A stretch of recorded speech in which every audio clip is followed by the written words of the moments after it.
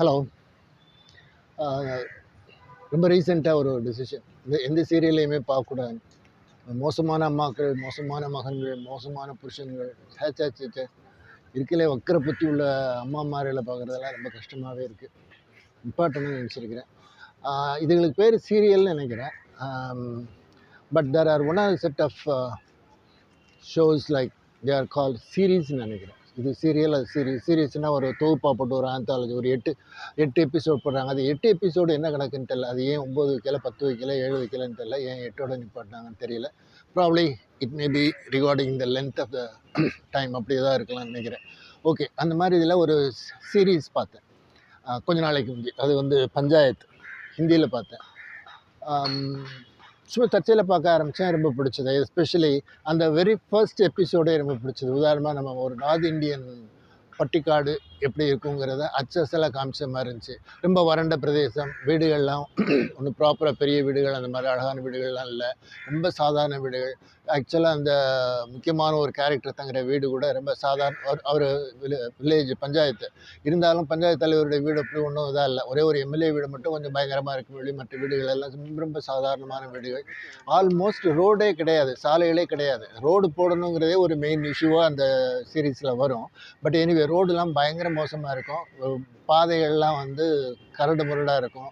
அது சைடில் சும்மா அங்கங்கே சில வீடுகள் செதறி கிடக்கிற மாதிரி தான் இருக்கும். வெளியே ஒரு ஆர்கனைஸ்டு ஊராகவே இல்லை. பட் அது ரொம்ப நேச்சுரலாக ரொம்ப நல்லா இருந்தது, எனக்கு பிடிச்சது. 8 எபிசோடு. வேறு ஒன்றும் இல்லை, ஒரு பஞ்சாயத்து போர்டு பிரசிடென்ட்டு, ஒரு லேடி பிரசிடென்ட்டு. வழக்கமான ஊரில் லேடி பிரசிடென்ட்டாக இருந்தால் ஆம்பளையால் தானே பிரசிடென்ட்டாக இருப்பார். அது மாதிரி அவர் தான் எல்லாத்தையும் பண்ணிகிட்டு இருக்கிறாரு. அவருக்கு ஒரு அசிஸ்டண்ட் ஒருத்தர் இருக்கிறாரு, வைஸ் பிரசிடென்ட்டு. அப்புறம் ஆஃபீஸ் பாய் ஒருத்தன் இருக்கிறான்.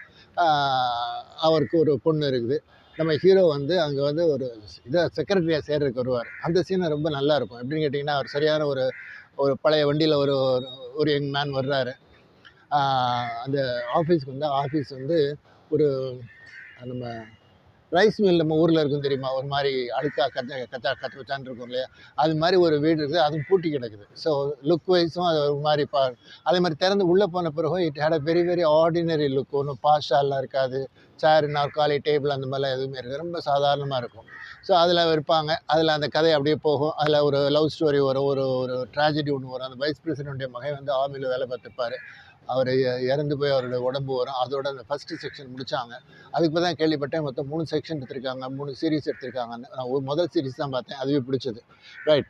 ஸோ இந்த சீரீஸை வந்து அப்படி தமிழ் எடுத்திருக்கிறதா சொன்னாங்க. சரி, அதில் வந்து எனக்கு இந்த டைரக்டர் பேரை பார்த்தோன்னே எனக்கு ரொம்ப பிடிச்சி போச்சு. ஏன்னா இந்த நாகாங்கிற டைரக்டர் அந்த காலத்தில் பார்த்துருக்கிறேன். அந்த சீரியல் நான் ஒழுங்காக பார்த்ததில்ல. அது என்ன மர்ம தேசம், அது மாதிரி இன்னொரு படம் ஒன்று இருக்கும். அந்த 2 சீரியல் இருக்கும்.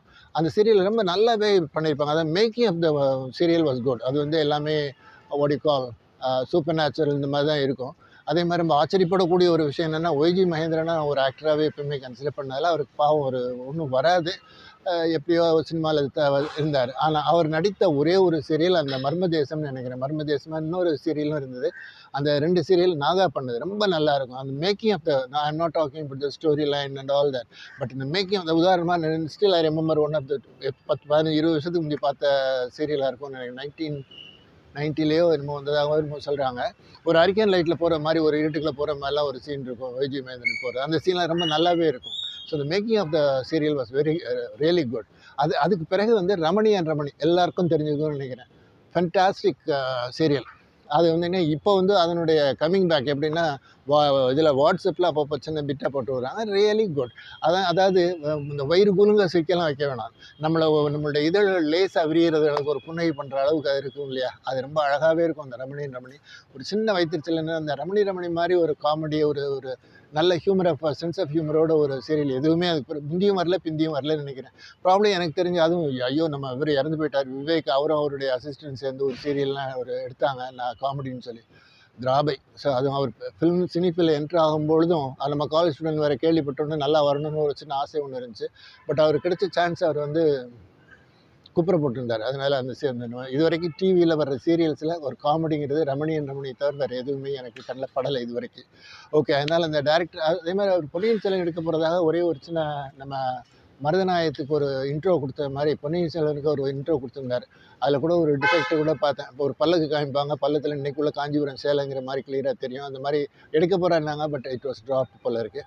இப்போ he's in his early 70s and had an heart attack recently அப்படின்னு கேள்விப்பட்டேன். ஓகே, அவர் நல்லா திரும்பி நல்லபடியாக வரட்டும், நல்ல உடல் நலத்தோடு வரட்டும். இன்னொன்று அட்லீஸ்ட் இன்னொரு ரமணியன் எழுதுனா பண்ணார்னா I be really happy. Okay, so அவர் எடுத்த படம், அதுக்கு தலைப்பு பார்த்தீங்கன்னா தலைவெட்டியான் இல்லைங்க, எழுதி வச்சுருக்கிறேனே, தலைவெட்டியான் பாளையம். அது அதுக்கு ஒரு சிலை ஒன்று செஞ்சுருப்பாங்க. ஒருத்தர் தன்னுடைய தலையை வெட்டி கையில் வச்சுட்டு கையில் அருவாளோடு இருக்கிற மாதிரி காமிப்பாங்க. ரைட், அது ஒரு வில்லேஜ்.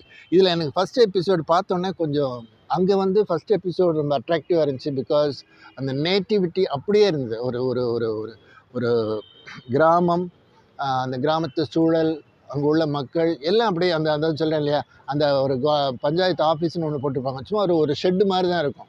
ஒரு ஓட்டை கதவு, அதுக்கு போட்டுட்டு போயிருப்பாங்க. ஆளே இருக்க மாட்டாங்க. பாவம் வந்தவருக்கு இருக்க இடம் இருக்காது. அவருக்கு இருக்க இடம் இல்லைங்கிறத கூட கிளியராக காமிச்சிடுவாங்க. சுற்றி வேறு வீடு எதுவுமே இருக்காது. கொஞ்சம் தள்ளி ஒரு அடிகுழாய் பம்ப் இருக்கும். அது ஒன்று தான் உட்கார கூட முடியாதுங்க. அந்த மாதிரி அவர் இடமே இல்லாமல் பாவம் போல் வண்டி வச்சு நின்றுட்டு இருப்பார். இதில் பார்த்தீங்கன்னா உதாரணமாக நம்ம இல்லை முதல் சீனே ஆரம்பமாக அந்த ஆஃபீஸ் தாங்க. Office is really lovely beautiful building. ஒரு சின்ன பில்டிங் தான். அது ஏரியல் ஷாட்டை ட்ரோன் வச்சு எடுத்து அப்படியே வச்சு டபான்னு உட்காந்து காமிப்பாங்க. Beautiful building.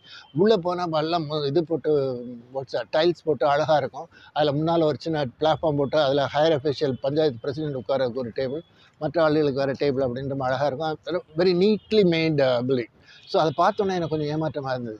அதை விட அடுத்த சீனில் அதை விட மோசம். ஏன்னா அங்கேயும் இங்கேயும் அதே மாதிரி அந்த முதல் இது, அதாவது சொல்கிறேனே, அந்த ஹீரோ அதே ரெண்டு சீரியலும் ஒரே மாதிரி படித்து புதுசாக வந்த ஒரு ஆள் முதல் ஜாபுக்கு வந்திருக்கிறாரு. பாவப்பட்ட ஒரு மனுஷங்கிற மாதிரி காமிப்பாங்க. ரைட்டு. அடுத்தது பஞ்சாயத்து போர்டு பிரசிடென்ட், உண்மையான பிரசிடென்ட் லேடி. அவருடைய ஹஸ்பண்ட் தான் he takes the important role. ஒரு வைஸ் பிரசிடென்ட்டு, ஒரு ஆஃபீஸ் பாய், அவர் வைஸ் பிரசிடென்ட்டு, ஒரு பொண்ணு. So 5 character. இந்த 5 கேரக்டரில் 4 கேரக்டர் இங்கேயும் வரும். அதாவது தேவதர்ஷினி பிரசிடென்ட்டு, அவருடைய ஹஸ்பண்ட் சேத்தன் ஆக்டிங் பிரசிடென்ட்டு, அவர் தான் ஒர்க்கிங் பிரசிடென்ட்டு.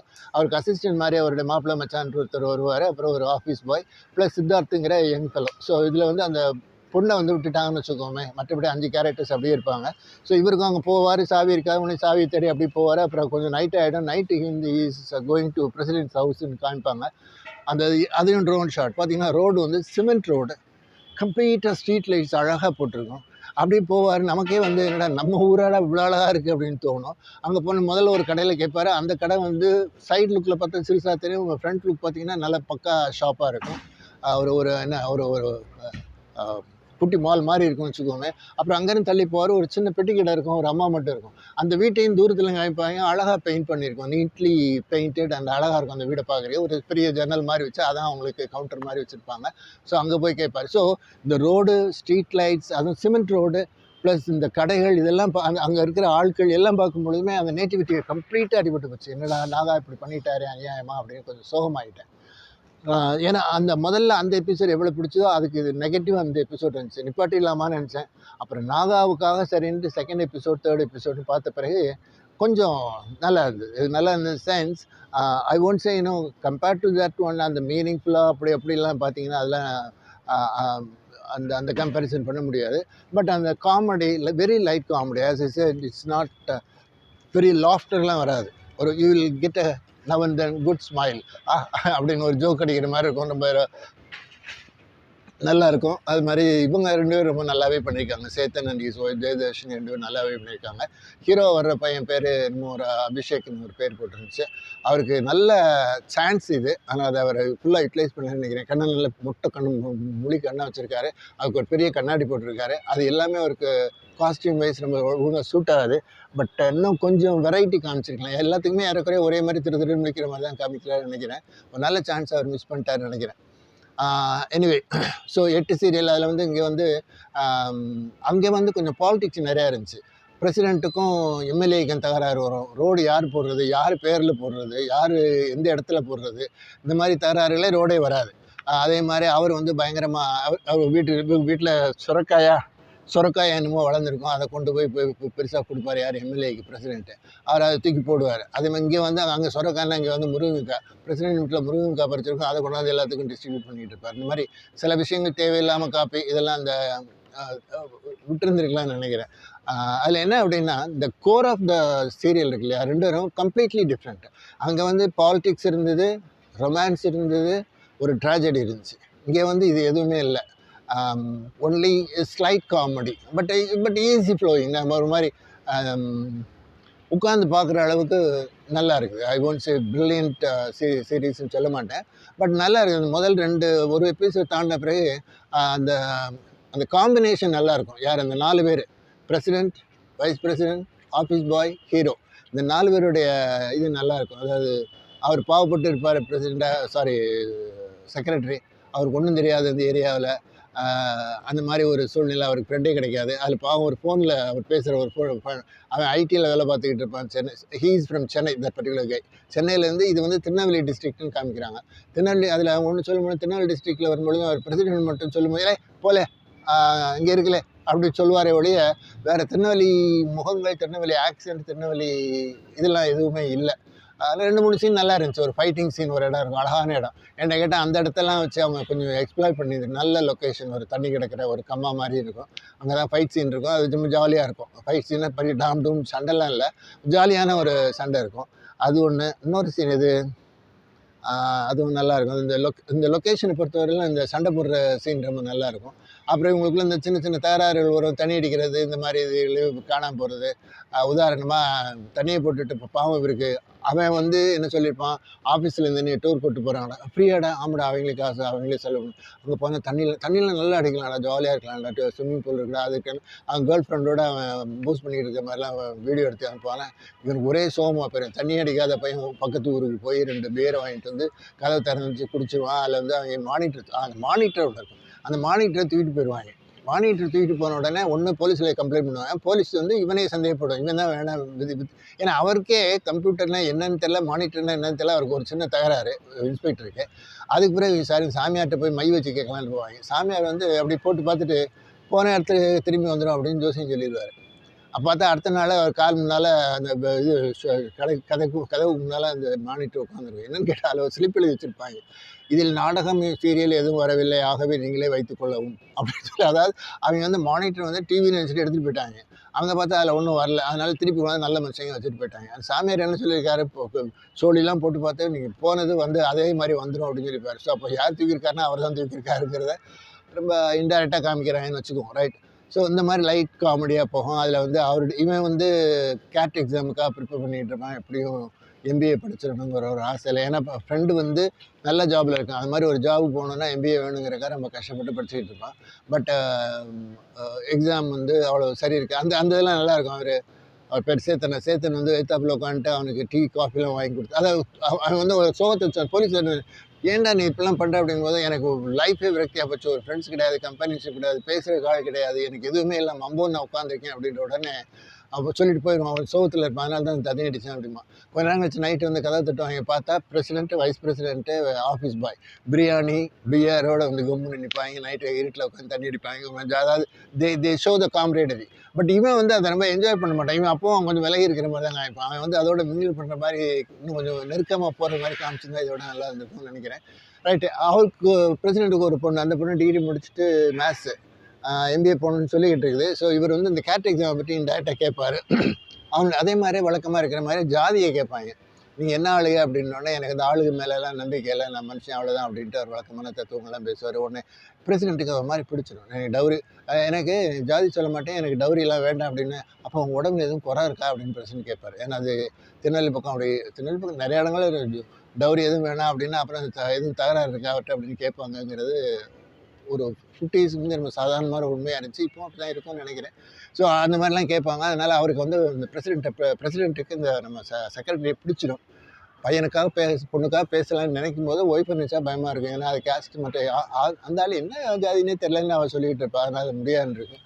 ஸோ ஒரு கேரக்டரை வந்து இருட்டில் சிலவத்தில் காமிப்பாங்க. ஒரு பின்னால் பேக்ரவுண்டில் லைட் கொடுத்து முன்னால் ஒரு பொண்ணு நிற்கிற மாதிரி காமிப்பாங்க. 2-3 ஷாட் காமிப்பாங்க, ஆளே நமக்கு தெரியாது. ஸோ அந்த மாதிரி இருக்கும். கடைசியில் இவன் வந்து ஹி ரியலைசஸ் சம்திங், ஒரு சென்டென்ஸ் வரும் நல்லாயிருக்கும். நம்ம வந்து பீச்சுக்கு ரொம்ப பக்கத்தில் இருந்துட்டு பீச்சை வந்து ஒரு தடவை கூட போய் பார்க்காம இருக்கிறோம். நம்ம வந்து லைஃப்பில் நம்ம சுற்றி இருக்கிறத வந்து நம்ம எதுவுமே கிரகிக்கிறதில்ல, அதை வந்து என்ஜாய் பண்ணுறதில்ல அப்படிங்கிற மாதிரி ஏதோ ஒரு ஸ்டேட்மெண்ட் சம்திங் வரும். ஒன்று ஏன்னா இவன் தங்கியிருக்கிற இடத்துக்கு பக்கத்தில் ஒரு பெரிய பின்னால் ஒரு பேக்ரவுண்டில் பெரிய படிக்கட்டு மாதிரி ஒன்று, இப்போ ஒரு ஸ்லோப் ஒன்று காமிப்பாங்க.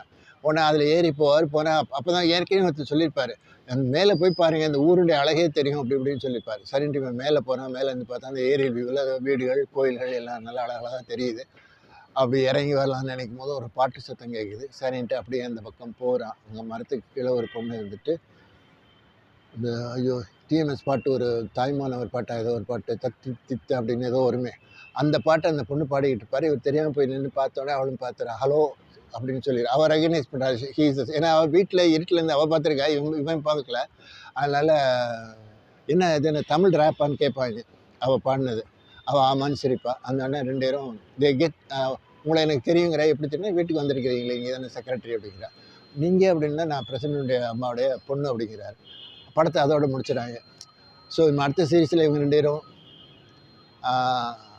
கேட் எக்ஸாம் சேர்ந்து படிக்கிறாங்களா, எழுதுகிறாங்களா, பாஸ் பண்ணுறாங்களா, கல்யாணம் பண்ணுறாங்களா, அல்லது இதில் ஒன்று கேட் மட்டும் பாஸ் பண்ணி அவள் பாஸ் ஆகி இவன் ஃபெயில் ஆகி, இல்லை இவன் பாஸ் ஆகி அது ஃபெயில் ஆகி, இப்போ எத்தனையோ கொஸ்டின்ஸ் நீங்களே போட்டுக்கலாம். இதுக்கு நீங்களே ஆன்சர் பண்ணிக்கலாம். ஏன்னா இப்போ வந்து கூழாங்கல்லும் கொட்டுக்காளி படம் பார்த்த பிறகு அப்படி அப்ரப்டாக விட்டுட்டு leaving things to the viewers. நீங்கள் வந்து அதுக்கு பிறகு என்ன நடக்கிற நீங்கள் இமேஜின் பண்ணி.